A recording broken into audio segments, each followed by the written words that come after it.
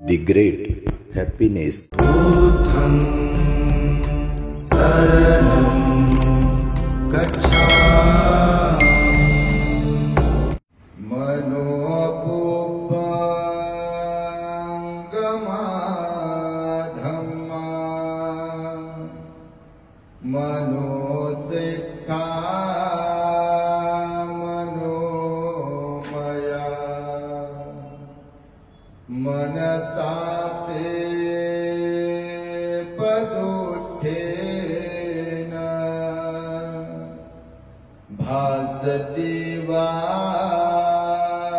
करोति वा ततो न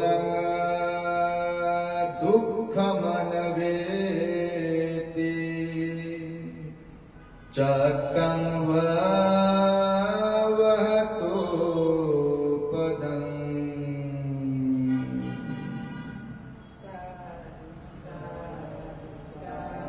संपूर्ण विश्वाला ज्यांनी सुख शांती मानवता तथा दुःख मुक्तीचा आर्य संदेश दिला असे ते दुःख मुक्तीचे मार्गदाता दुःख मुक्त महामानव महान कारुणिक तथागत भगवान सम्यक संबुद्ध तथागतांनी आपल्या शुद्ध प्रज्ञेतून निर्मिलेला सद्धम्म आणि त्याच सद्धम्माचा गेली 2500 वर्षांपासून सातत्याने अहोरात्र प्रचार आणि प्रसार करणारा पूजनीय भिक्खू संघ या महान आणि सर्वश्रेष्ठ अशा त्रिरत्नांना प्रथमतः त्रिवार अभिवादन करतो, ज्यांच्या महान आणि असीम त्याग प्रभावामुळे आपल्याला जो हा अनमोल असा बुद्ध धम्म लाभला आणि ज्यांच्यामुळे आपल्याला हे एवढे मोठे वैभव प्राप्त झाले असे महान युग प्रवर्तक भारतीय राज्यघटनेचे शिल्पकार परमपूज्य बोधिसत्व डॉक्टर बाबासाहेब आंबेडकर या महामानवाच्या महान अशा धम्मक्रांतीमध्ये संपूर्ण जीवनाला समर्पित करून आज या महान मंगलमय वर्षावासातील पर्वामध्ये आपल्या औरंगाबाद शहरातील फुले नगर आंबेडकर नगर परिसरातील श्रद्धावान धम्म उपासिका आणि उपासक अर्चनाताई अरविंद मगरे यांच्याकडे पूज्य भिक्षू संघास आणि श्रामणेर संघास भोजनदान बुद्ध पूजा मंगल मैत्री दानानुमोदनाने धम्मदेसनेचा हा कार्यक्रम आयोजित केलेला आहे। तेव्हा या कार्यक्रमामध्ये माझ्या समवेत उपस्थित असलेला संपूर्ण श्रामणेर संघ संपूर्ण मगरे परिवार त्यांचे आप्तेष्ट नातेवाईक तथा सर्व श्रद्धावंत उपासक उपासिका बालक तथा बालिकांनो तद्वतच दी ग्रेट हॅपीनेस या आपल्या YouTube चॅनलचे सर्वच दर्शक सर्वप्रथम तुम्हा सर्वांच्या प्रती मंगल मैत्री सद्भावना व्यक्त करतो आणि आपणा सर्वांच्या दुःख मुक्ती करिता तथागत भगवान बुद्धांद्वारा शिकविलेल्या धम्मोपदेशास प्रारंभ करतो। आपण सर्वांनी शांत एकाग्र आणि श्रद्धायुक्त चित्ताद्वारे या अनमोल बुद्धवाणीला आपल्या हित सुखाकरिता श्रवण करावे ग्रहण करावे। मागच्याही वर्षी खूप मोठ्या श्रामणेर संघास आणि आम्हाला अर्चनाताई अरविंद मगरे यांनी भोजनदान देऊन महान पुण्य संपादन केलं होतं। तोही वर्षावासाचा कालावधी होता आणि हाही वर्षावासाचा कालावधी आहे। कालच गुरुपौर्णिमा तथा आषाढ पौर्णिमा संपन्न झाली आणि संपूर्ण जगभरातील बुद्धपुत्रांचे अर्थात भिक्षू संघाचे वर्षावास प्रारंभ झालेले आहेत। सर्व विहारांमध्ये धम्मदेसनांचे कार्यक्रमही सुरू झालेले आहेत। आमचा या वर्षीचा हा 20वा वर्षावास आहे आणि त्याचा अधिष्ठान आम्ही आपल्या शहरातील N11 हडको परिसरातील मैत्री विहारात केलाय। दर रविवारी आणि पौर्णिमेला सकाळी 10 ते 1 वाजेपर्यंत साजापूर येथील आपल्या महाकरुणा बुद्धिस्ट मॉनेस्ट्री मध्ये सुद्धा जाहीर धम्मदेसना भिक्षू आणि श्रामणेर संघास भोजनदान आणि उपासक उपासिकांनाही भोजनदानाचा कार्यक्रम होत असतो। तेव्हा आजची तारीख मगरे परिवाराने उपलब्ध केलेली आहे, त्यांनी भिक्षू संघाला निमंत्रित केलेला आहे. तेव्हा थोडक्यात आपणास उपदेश दिला जाईल.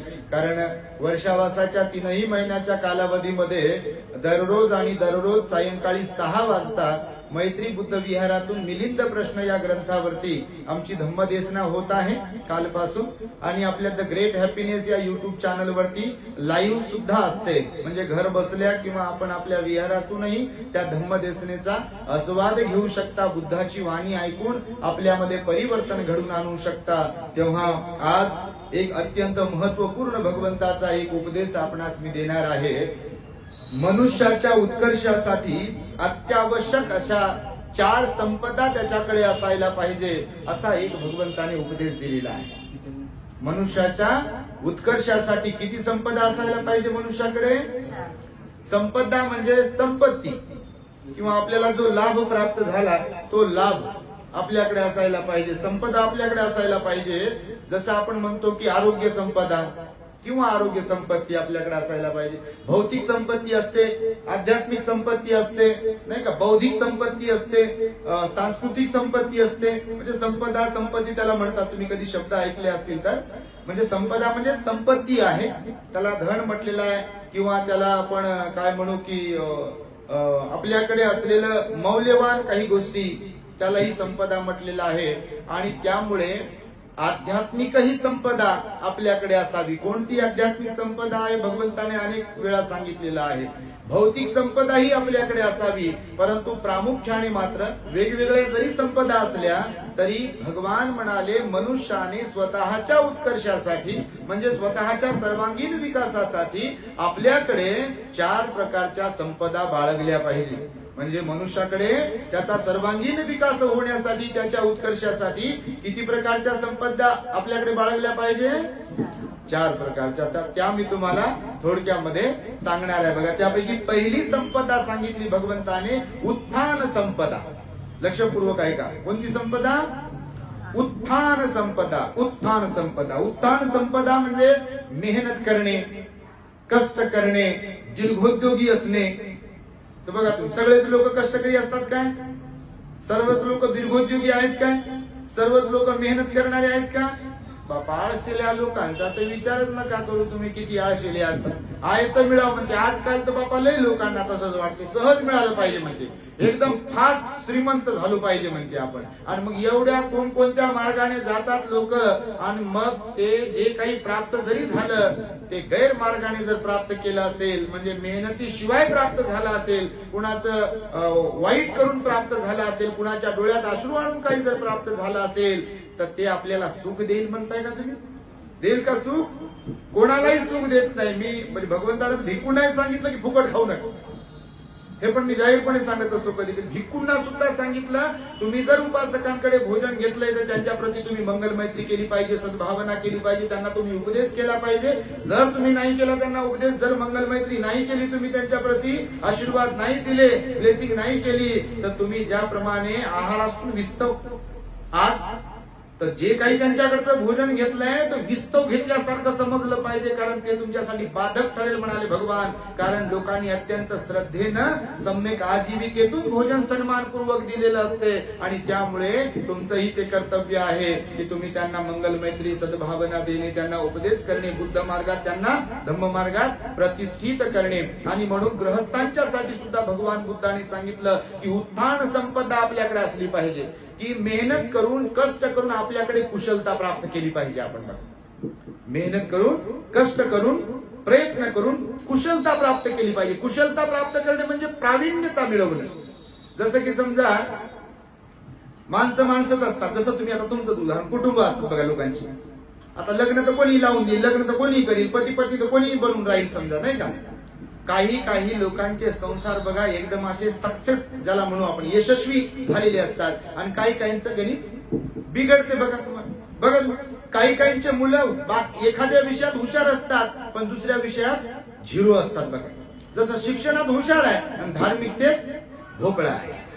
बघा तुम्ही, असं होते कधी कधी. म्हणून भगवान बुद्धांनी सांगितलं की कुशलता म्हणजे प्रावीण्य मिळवता आलं पाहिजे. एखाद्या क्षेत्रामध्ये आपण आहोत त्याच्यात आपल्याला प्रावीण्य मिळवता आलं पाहिजे, तरबेज असलो पाहिजे आपण एकदम. परफेक्ट असलं पाहिजे आपण एकदम बिलकुल भगवंताने सांगितलं. म्हणून आपल्याकडे उत्थान संपदा असायला पाहिजे. म्हणजे मेहनत करू करू ज्याप्रमाणे तुम्ही मुंग्यांचं वाळू बघितलं. आता ते पंचमीला काय काय लोक तिथे जातात कुंकून हळद काय काय घेऊन बघा. आणि त्याच्यात कधी कधी सापही असते. वारूळ कोण बनवते? मुंग्या बनवतात. पण त्याच्यात कधी कधी साप जाऊन बसते बघा. आई त्या बिळात नाग उभा म्हटलेला आहे.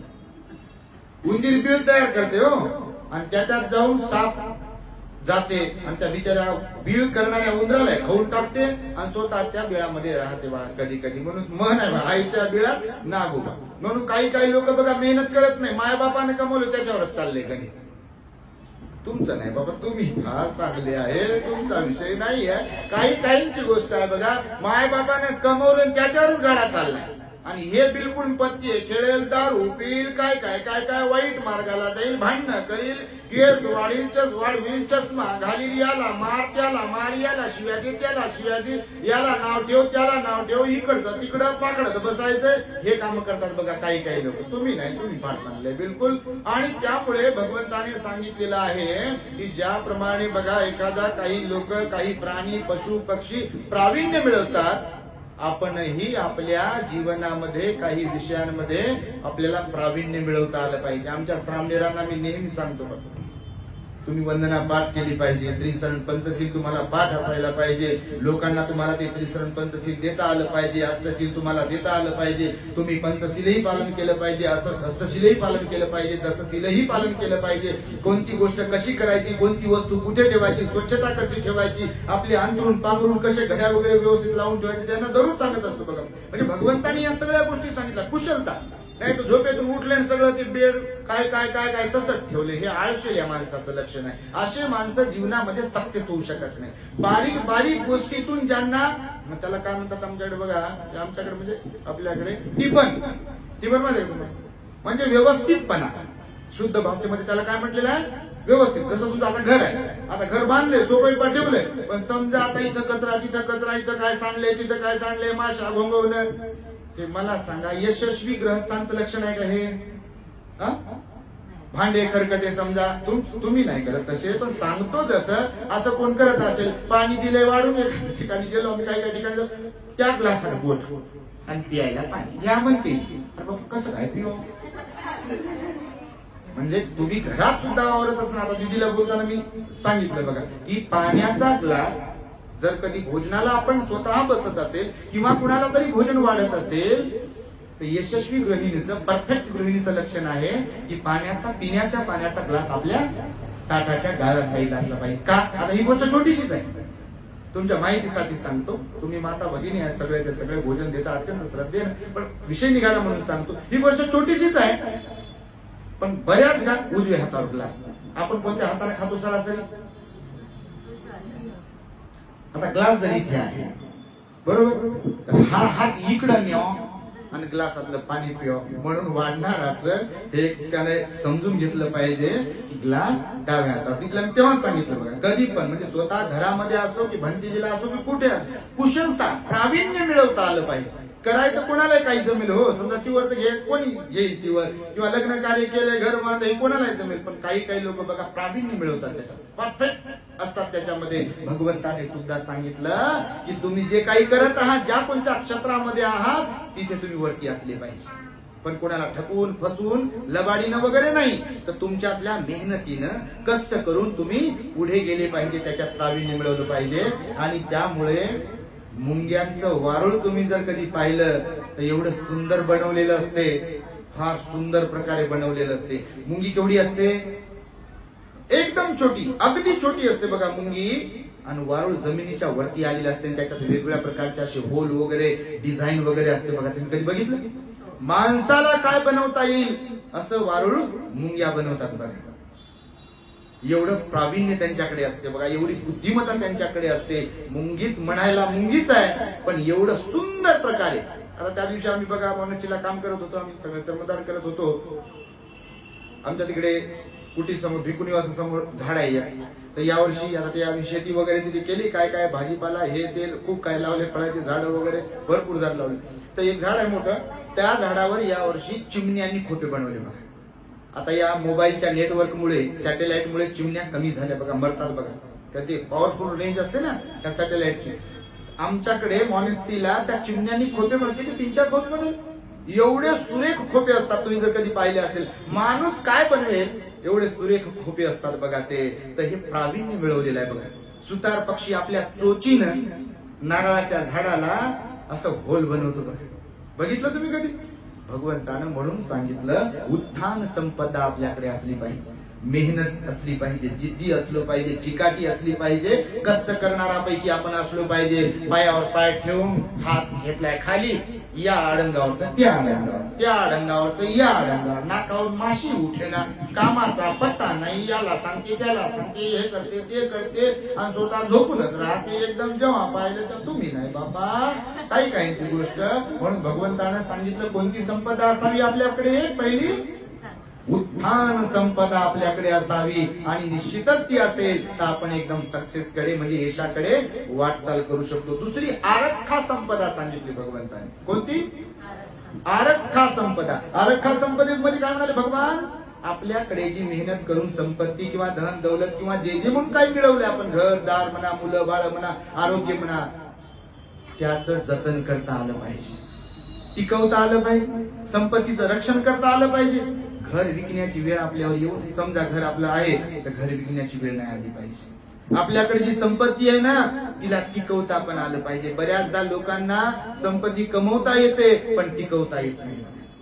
तुम्ही बघितलं असं, बऱ्याचदा असं होतं. आता हे आम्ही पाहिलं येताना आपल्या शहरामध्ये हे तोडफोड सुरू आहे, अतिक्रमण.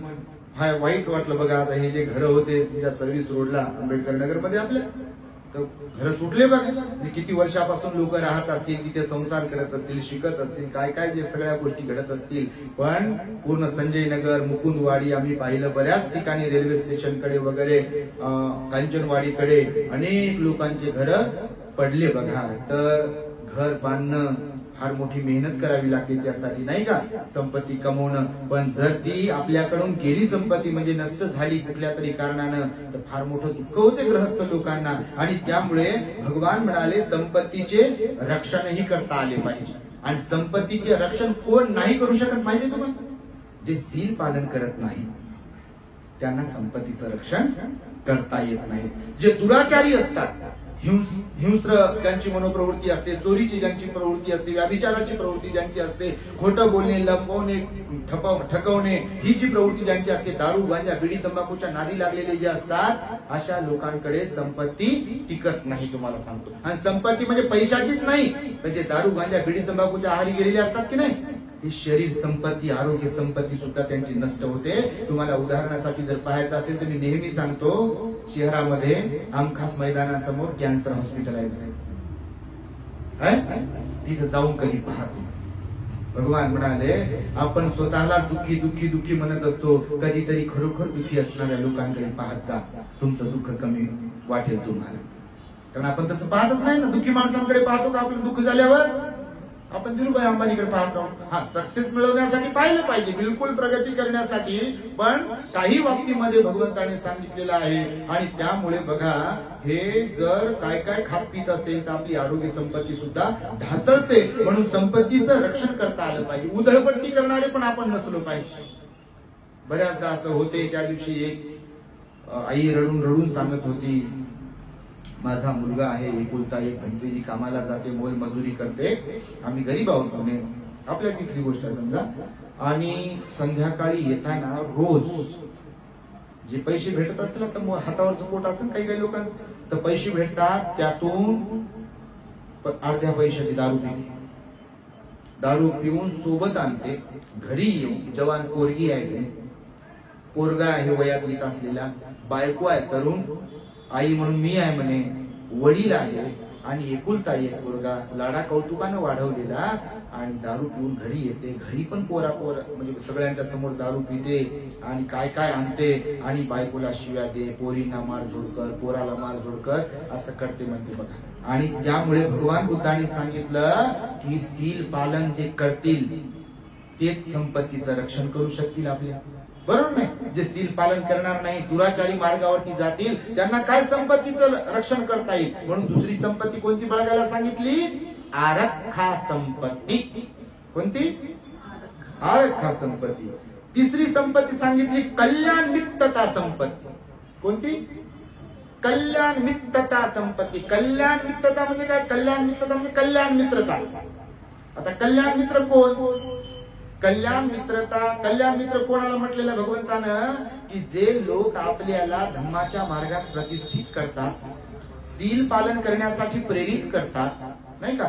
वाम मार्गाला आपण लागलेलो असेल, वाईट मार्गाला लागलेलो असेल, वाईट वळणाला लागलेलो असेल, तर आपल्याला चांगल्या मार्गामध्ये येण्यासाठी जे प्रेरित करतात, सल्ला चांगला देतात, मार्गदर्शन करतात, असे लोक आपले कल्याण मित्र आहेत. आणि बाकीचे मग काही होत नाही, चल तिकडे. समजा असे जे म्हणणारे कल्याण मित्र आहे का? ते तर गाडीत घालणारे, खड्ड्यात घालणारे मित्र मैत्रिणी. जे बिघडवणारे असतात ते कसले कल्याण मित्र? कल्याण मित्र ते की जे आपल्यातले अवगुण आहेत त्याला कोणत्या ना कोणत्या प्रकारे काढून टाकण्यासाठी सहाय्यक ठरणारे जे असतात त्याला कल्याण मित्र म्हटलेलं आहे. बुद्ध धम्म संघाच्या मार्गावर जाण्यासाठी, धम्माचं आचरण करण्यासाठी, सील पालन करण्यासाठी, दान देण्यासाठी, ध्यान करण्यासाठी जे प्रेरित करतील ते कल्याण मित्र असतात. आणि भगवंताने सांगितलं आपल्याकडे कल्याण मित्रता संपदा असली पाहिजे. फार भराभर मित्र मैत्रिणी असून काही उपयोग नाही, पण मित्र किंवा मैत्रिणी असं असावे, असे असावे की ज्यांच्यामुळं आपल्यातले अवगुण कमी होतील किंवा ज्यांच्यामुळं आपल्यातल्या सद्गुणांची वाढ होईल. आपण वाम मार्गाला लागले चांगल्या मार्गात जाऊ. आणि त्याच्यामुळे भगवंताने ही तिसरी संपदा सांगितली, आरक्षा संपदा. चांगले मित्र, नाही का? योग्य सल्ला देणारे मित्र, धार्मिक बनवणारे मित्र, एकदम चांगल्या मार्गावर, चांगल्या उद्योग व्यवसायामध्ये घेऊन जाणारे मित्र मैत्रिणी आपल्याकडे असली पाहिजे. म्हणून कल्याण मित्रता. चौथी सांगितली समजीविता संपदा. कोणती? समजीविता. आता हे पाली शब्द आहे, ते मी उच्चारतोय ना, हे पाली शब्द आहे, भगवंताच्या मुखातून निघालेले हे शब्द आहेत. त्याचा तुम्हाला मराठीमध्ये पण अर्थ मी सांगत त्याचा. समजीविता संपदा म्हणजे संपत्तीचे नियोजन करण्याची कला आपल्याकडे असायला पाहिजे. आता सगळ्यांनाच नियोजन करता येते का संपत्तीचं? वाटते का तुम्हाला करता येते? बिलकुल नाही. मी आपल्या ग्रेट हॅपीनेस चॅनलवर बऱ्याचदा सांगितलेलं आहे की भगवंताने सांगितलं संपत्तीचे किती हिस्से करा? 4 हिस्से करा म्हणाले भगवान. किती? आपण जे काही कमवतो, समजा 100 रुपये कमवतो दिवसाला, त्याचे किती हिस्से करायला सांगितले भगवंताने? किती भाग करायला सांगितले? 4 भाग करायला सांगितले. जसं 100 रुपयाचे 25 रुपयाचे 4 भाग. आणि काय करा म्हणाले 4 भाग? संपत्ती तीच आपल्याला सुख शांती देऊ शकते, तोच पैसा आपल्याला सुख शांती देऊ शकतो, तेच धन आपल्याला सुख शांती देऊ शकते, ज्याचे आपण 4 भाग केले भगवंताच्या म्हणण्यानुसार, उपदेशानुसार. आणि भगवान बुद्ध म्हणाले कोणतं नियोजन, कसं नियोजन करावं, कोणते 4 भाग करावे? तर पहिला भाग सांगितला भगवंताने, माता पित्याच्या सेवेसाठी बाजूला काढून ठेवला पाहिजे.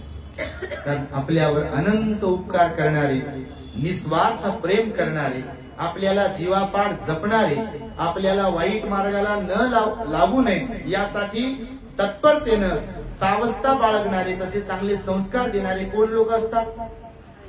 कोण असतात? चालायला, बोलायला, सगळ्या गोष्टी खायला प्यायला कोण शिकवतं सर्वात प्रथम आपल्याला? आठवा बरं आईला. तुमची असेल आई, नसेल समजा कोणाची, आठवा तुम्ही आईला. आई वडिलांसारखं या जगामध्ये कोणी नाहीये तुम्हाला, खरोखरच कोणी नाही. अपवाद वगळता, जगात अपवादही असतात काही, पण अपवाद वगळता माता पित्यासारखं या जगामध्ये उपकारक कोणी नाही आहे किंवा निस्वार्थ प्रेम करणारं कोणी नाही आहे. आणि म्हणून भगवंताने सांगितलं संपत्तीचे 4 भाग करा. त्यापैकी पहिला भाग जो आहे, आई वडिलांच्या सेवेसाठी बाजूला काढून ठेवा. त्यांचं दुखणं आहे, त्यांना औषधं आहे, त्यांना कपडा लत्ता आहे, किंवा त्यांचं ज्याच्यात आनंद त्यांना ज्याच्यात मिळतो ते त्यांना देण्यासाठी, करण्यासाठी त्यांच्यासाठी एक हिस्सा बाजूला भाग काढून ठेवा.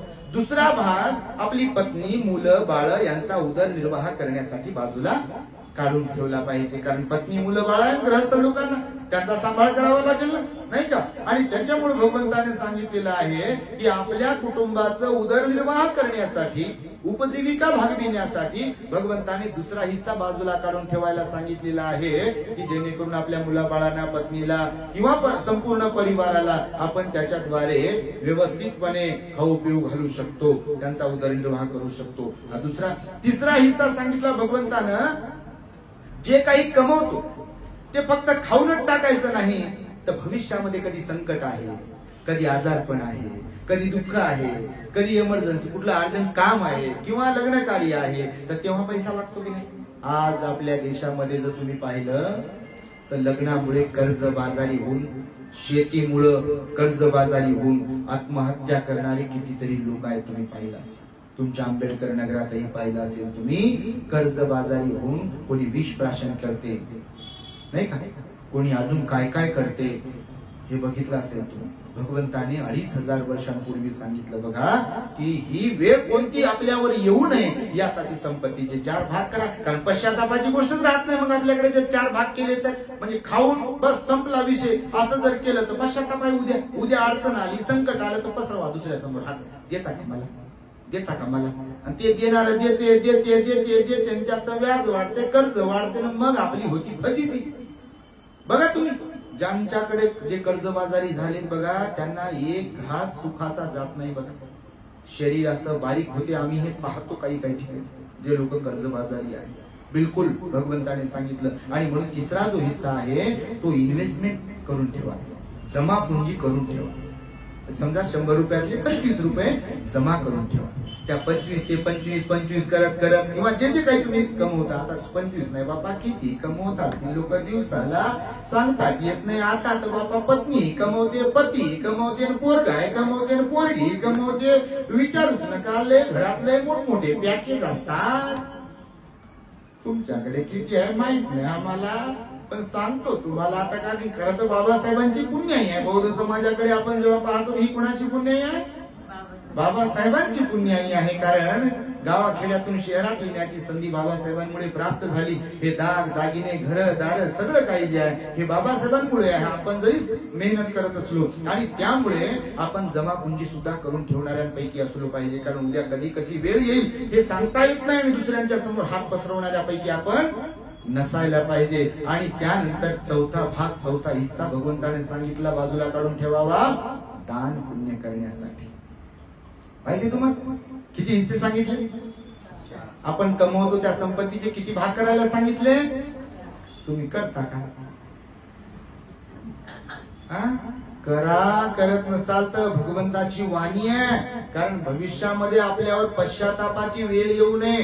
कारण कधी कशी वेळ येईल हे सांगता येत नाही. तुमच्या माहितीसाठी सांग, कधी कशी वेळ येऊ शकतो कोणावरती, बिलकुल. कारण वेळ बदलत राहते, वेळ बदलत राहते. बघा, सुखी असणारे लोक दुःखी बनू शकतात, दुःखी असणारे लोक सुखी बनू शकतात. यशस्वी झालेले लोक अपयशी होऊ शकतात, अपयशी झालेले लोक यशस्वी होऊ शकतात. निसर्गाचा नियम आहे. झाडाला सदा सर्व काळ फळ नसतात, त्याचा एक मौसम असतो, ऋतू असते, नाही. आता आंबेच आंबे होते, आता उर्वरित आंब्याचा बहार सुरू आहे, बरोबर. काही दिवसानंतर आंबे भेटत नाही. आता तर लय जमाना पुढे गेलाय बाबा, काय काय बनवतात आंबे वगैरे. पण ऋतुमानानुसार तुम्हाला सांगतो, काही फळं काही फुलं ठराविक वेळीच उपलब्ध असतात. आणि त्यामुळे वेळ कोणाची कशी येईल हे सांगता येत नसते. आणि त्यामुळे भगवंताने संपत्तीचे सुद्धा नियोजन करायला सांगितलं आणि त्यासाठी हे 4 भाग करायला सांगितले. म्हणून ही 4 प्रकारची संपत्ती भगवंताने सांगितले. उत्थान संपदा, आरक्षा संपदा, कल्याण मित्रता संपदा आणि समजीविता संपदा. ही 4 प्रकारची संपत्ती आपल्याकडे असायला पाहिजे, तरच आपला उत्कर्ष होतो बघा. आणि ही संपदा आपल्याकडे टिकवण्यासाठी असण्यासाठी आपण धार्मिक असणं पण फार आवश्यक आहे. आणि धार्मिक असणं म्हणजे तरी काय?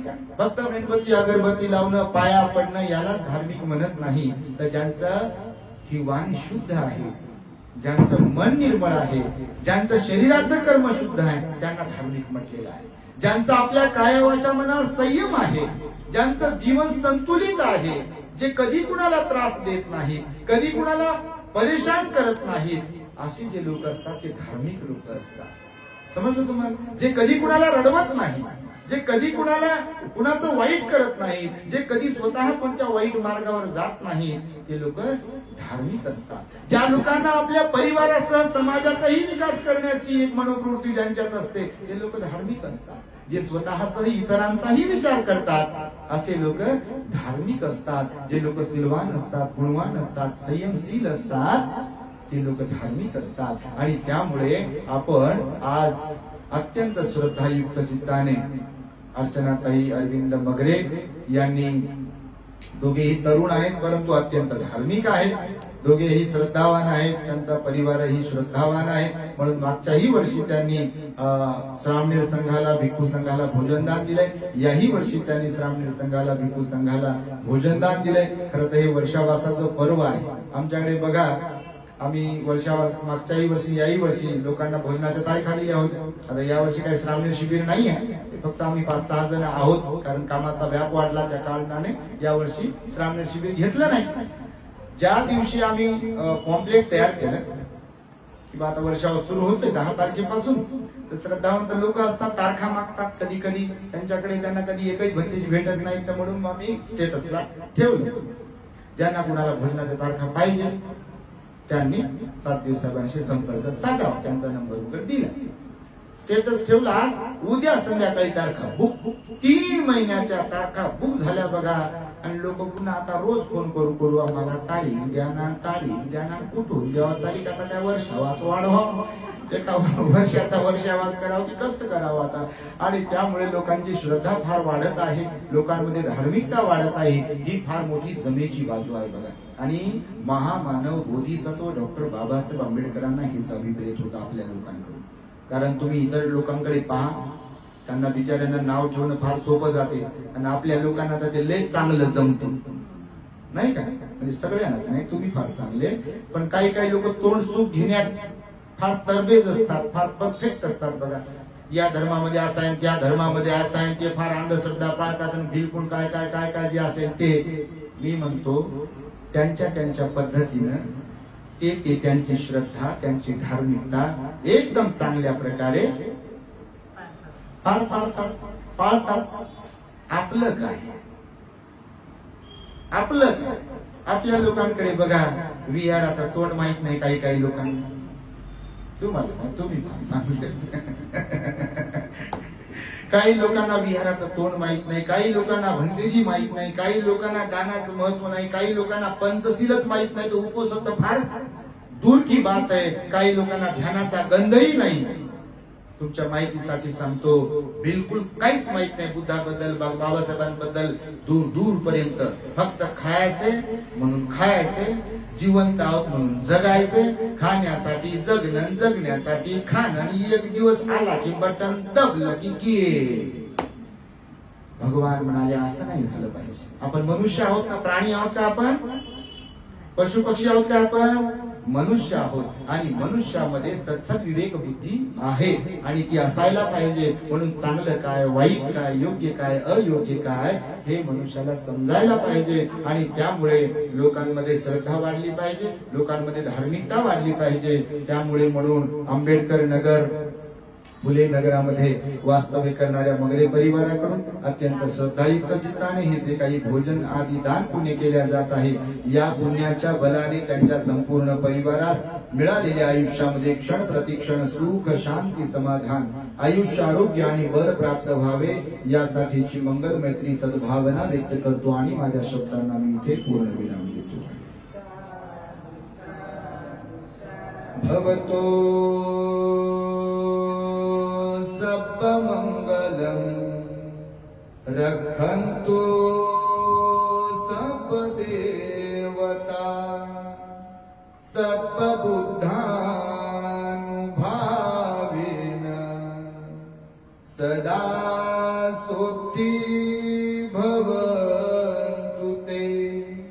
भवतु सब मंगलम रखन्तु सब देवता सब धर्मानुभावेन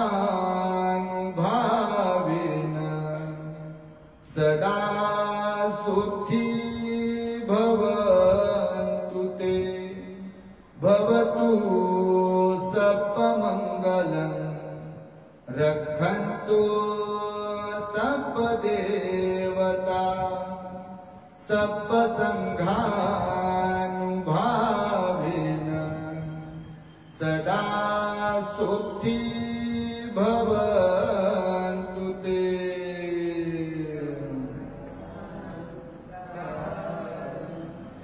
बुद्धं नमः,